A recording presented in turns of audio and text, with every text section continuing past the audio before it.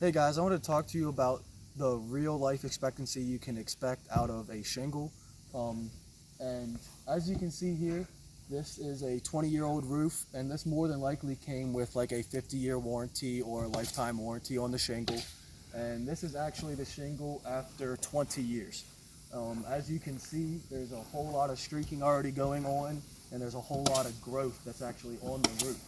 So the big question is, would you even want it to last another 20 to 30 years? I mean, it's at 20 years and it's already looking like this, so it has another 20 years or 30 years just to grow.